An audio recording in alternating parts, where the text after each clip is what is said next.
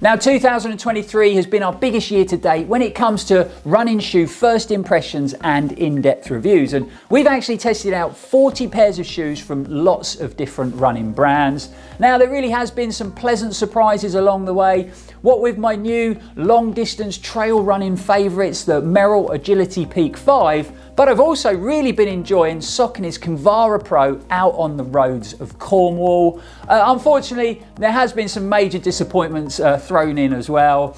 Shoes that have really, for me, not lived up to the hype, and they've left me feeling a little bit let down. So let's dive into the video and run you through my top 3 disappointing running shoes of 2023.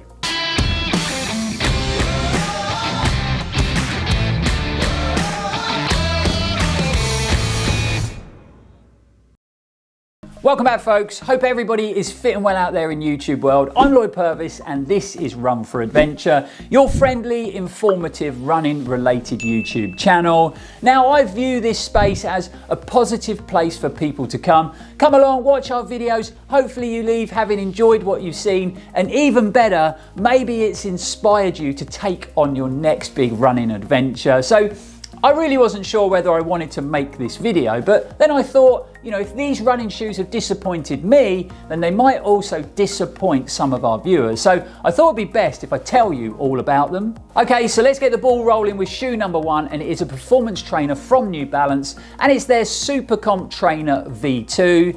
Now this has always been a training shoe that has intrigued me, especially when I looked at the original version with that slightly bonkers stack height of 47 millimeters. I mean, 47 millimeters of soft bouncy foam under your foot while you're trying to run sounds slightly ridiculous to me. However, the V2 version, that stack height was brought down a little bit, so I was really interested to try them out.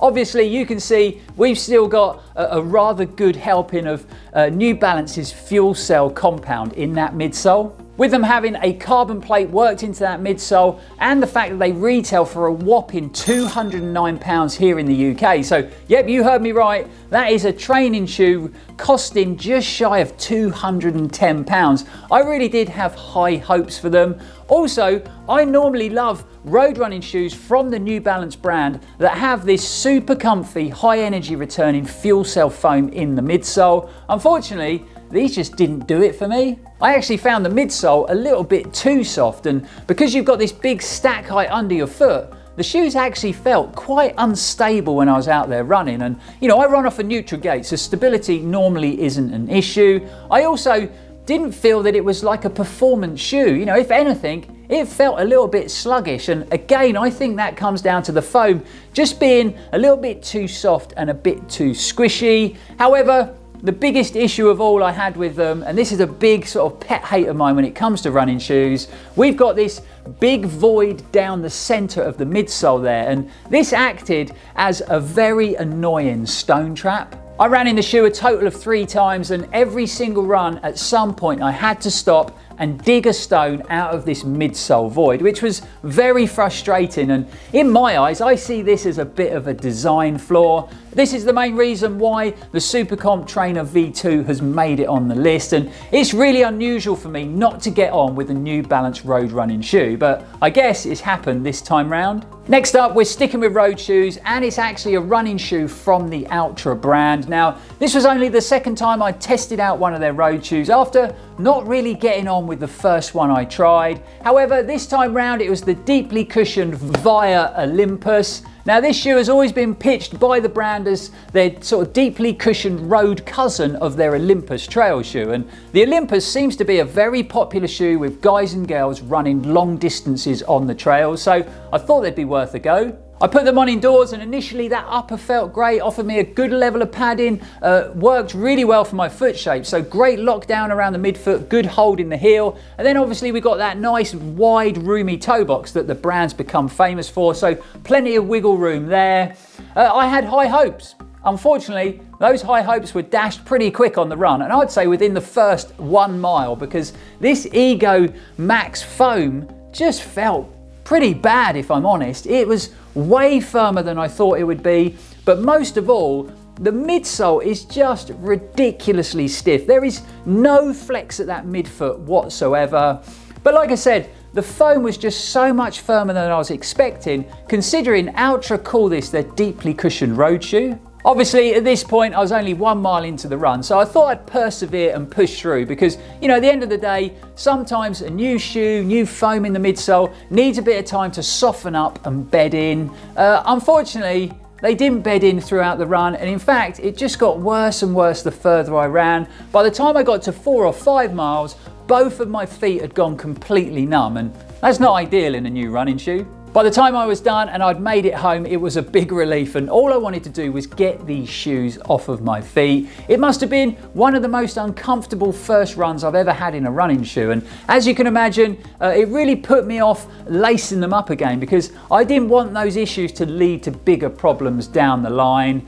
So unfortunately, that is 2 road shoes from the Altra brand that I've tried and tested, and I didn't really get on with either of them in that sort of harsh, repetitive environment. So maybe they're just not the road shoes for me. So that's 2 shoes down and 1 more to come, and the next shoe has to be the most hyped one and the biggest disappointment of the year, and they also cost me £230 of my hard-earned cash. This was actually a shoe that Nike had been developing to be a long-distance carbon-plated performance trail running shoe that Nike had been hyping up for a long time. So when I eventually got a pair on my feet, to say I was disappointed would be a massive understatement. I was hoping that the Ultrafly would be the sort of Vaporfly 2 of the trails, and this is kind of what Nike was leading us to believe with all the hype surrounding the shoe. I personally think it couldn't be further away when it comes to performance of that brilliant road shoe, the Vaporfly 2. First up, it is a lot heavier. So my pair in a UK 9.5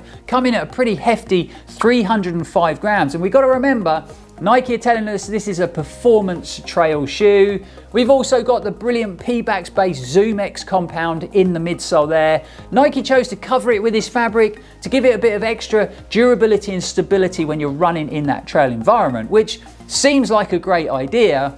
Unfortunately, it completely changed the performance of that great compound, so it kind of defeated the object of putting it in there in the first place. That normal, super comfy, high energy returning, exciting ZoomX foam had been turned into a midsole that felt pretty firm underfoot, unresponsive, and gave me 0 energy return. So kind of the complete opposite to how the ZoomX compound feels when you've got it in one of their road running shoes. We've also got to talk about this overly stiff carbon plate worked into that midsole, which basically means you've got no flex at the midfoot of the shoe at all, and that's not what I really want for my trail running shoes. The other reason I was excited about the launch of the Ultraflies was because finally Nike had got some decent rubber on the outsole of one of their trail running shoes in the form of the brilliant Vibram Mega Grip rubber. Huge fan of this rubber. It really does offer you great levels of grip and traction when you're running in wet, rocky environments, and I thought this was a big step in the right direction for the brand, and maybe highlighted that they were taking their trail running department a bit more seriously. However, I really don't know why they chose to put such a shallow lug on the shoe. It really couldn't handle any level of mud at all. Traction was terrible, even though the grip on wet rock and rocky trails had been improved. So it was kind of 1 step forward and 2 steps back when it comes to outsole design. Also, I've done about 80 to 90 miles in this shoe. This is soft rubber, so I've pretty much worn away those outside lugs on the heel, and that's not great when it comes to durability with a shoe that's going to set you back £230. If you've followed the channel for a while, then you'll know I definitely gave the Ultraflies lots of opportunity to improve over time. Unfortunately, that didn't really happen. I even took the gamble of lacing them up for the challenging Round the Rock Ultramarathon on the island of Jersey. We had some terrible conditions on the day, and the shoe really did get a proper testing. That Vibram Mega Grip rubber handled all the rocky and wet rocky trails well. However, on the mud, I was slipping and sliding all over the place. We still managed to make it to the finish line, myself and Liga, after 10.5 hours of running. So they really did get a thorough testing. I've got to say, after that performance in the race, I would never lace these up again for another ultra marathon, which is a pretty poor outcome when you think Nike have been telling us for a long time that this shoe has been designed and developed specifically for running long distances. It really is kind of a running shoe of contradictions for me, you know. It's a performance-driven shoe that's pretty heavy and a shoe that's also specifically designed for running ultra marathons but isn't that comfortable over distance. So without doubt, the biggest disappointment when it comes to running shoes of 2023. But there you have it, folks. My top 3 underwhelming shoes of the year.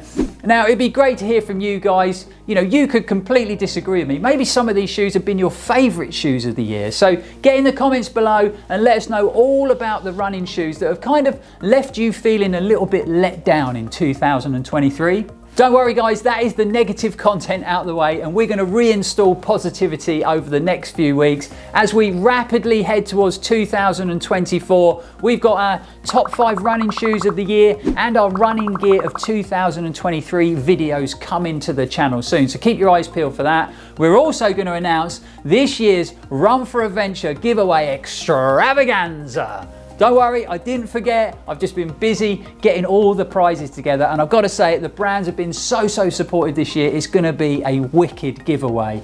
But for now guys, thanks for watching. Really hope you enjoyed the video. If you did, don't forget to like, comment, share and subscribe. We'll be back here very soon, and as always, stay safe and keep on running. What with my new favourite long distance trail shoe, the Merrell Agility Peak Now 2023 has been our biggest year to date when it comes to running shoe first impressions and for reviews. No. We've actually tested out 40 pairs of shoes from lots of different running brands, and there really has been some very